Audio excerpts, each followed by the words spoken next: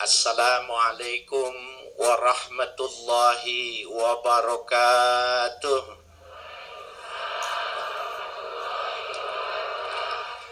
Bismillahi wahdah. Nahmaduhu hamdan yuafi ni'amahu wa yukafi mazidah.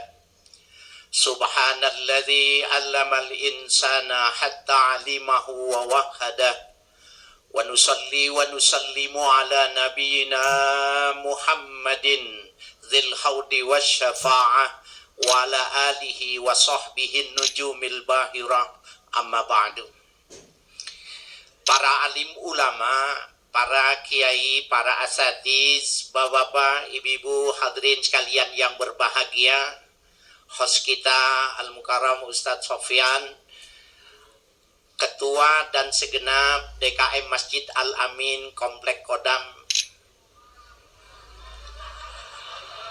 Al-Aman Al-Iman, saudaranya itu Bu ya, Al-Iman ya.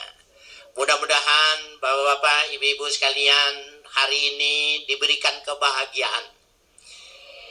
Jangan lupa kita mesti berbahagia. Bapak ibu sekalian, para pemirsa dimanapun Anda berada,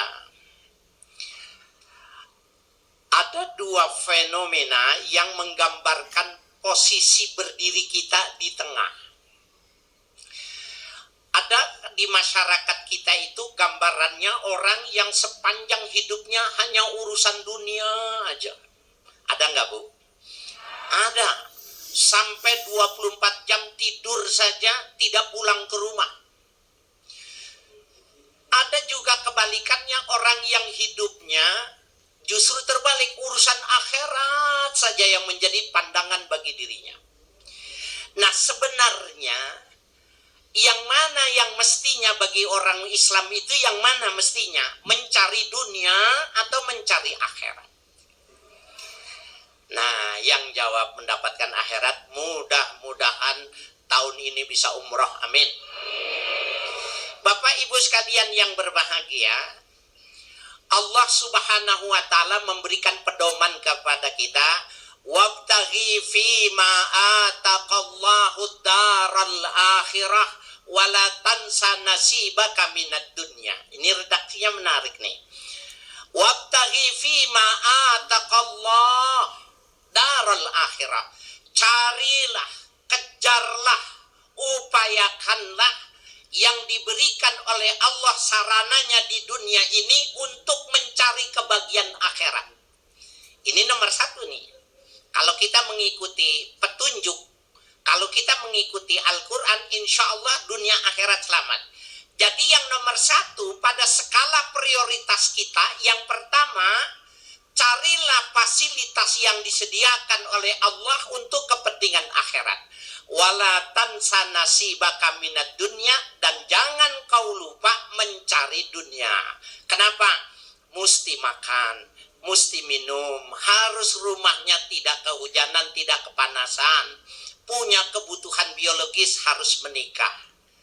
Jadi jangan dibalik. Cari dunia, udah mau meninggal baru ingat, astagfirullahalazim, sudah di ujung. Jangan. Bapak ibu sekalian yang berbahagia, jadi kita suruh pilih. Mau pilih yang mana? Kalau mau mengikuti ajaran Al-Quran ini, orientasikan semua fasilitas hidup itu untuk kepentingan akhirat.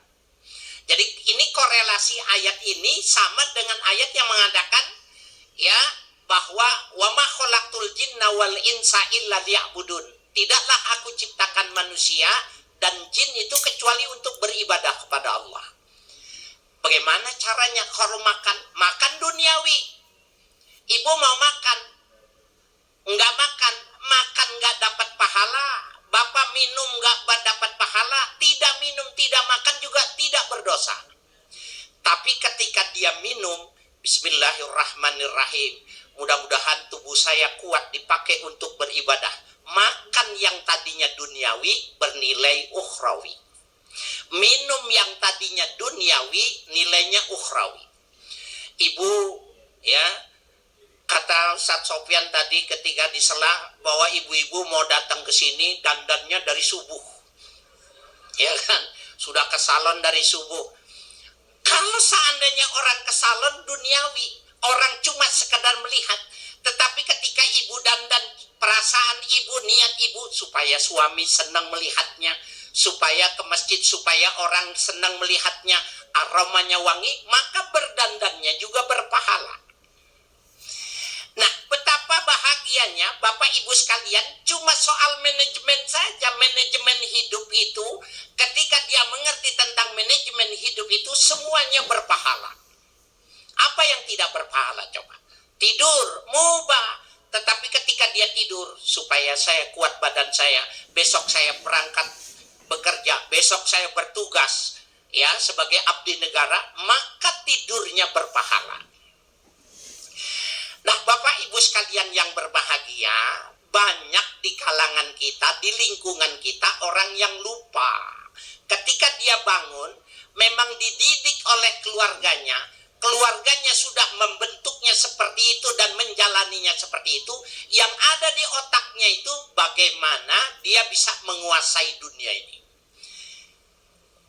Mulai dari PAUD, ya, TK, SD, terus sampai perguruan tinggi, semuanya nuansanya nuansa duniawi saja. Maaf, bahkan ketika dia mau sholat saja Al-Fatihahnya tidak bagus. Maaf, ketika dia berumah tangga, dia belum bisa baca Al-Quran. Hartanya banyak, rumahnya bagus, mobilnya mewah, tetapi giliran sholat, bacaannya tidak bisa. Berapa lama umur yang dia pakai tidak dimanfaatkan. Orang ini namanya lupa. Nah, Bapak Ibu sekalian yang berbahagia, oleh karena itu setiap sesuatu itu orientasikannya itu untuk kepentingan akhirat.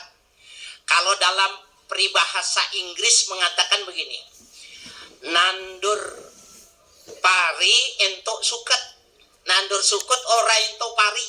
Itu bahasa Inggrisnya begitu tuh. Orang yang nanam padi, maka otomatis di sawah itu akan tumbuh rumput, betul nggak? Tapi orang yang nanamnya rumput tidak mungkin akan tumbuh padi itu. Orang yang mencari kepentingan kebahagiaan akhirat, dunianya keberkahannya ke bawah. Mana nih contohnya? Lihat aja Ustadz Sofyan. Mentingkan agamanya, ya, rezekinya jadi bagus, ya, kehidupannya jadi tenang, jadi damai. Kenapa? Ada keberkahan. Tapi kalau orang nyari dunia, belum tentu mendapatkan akhirat.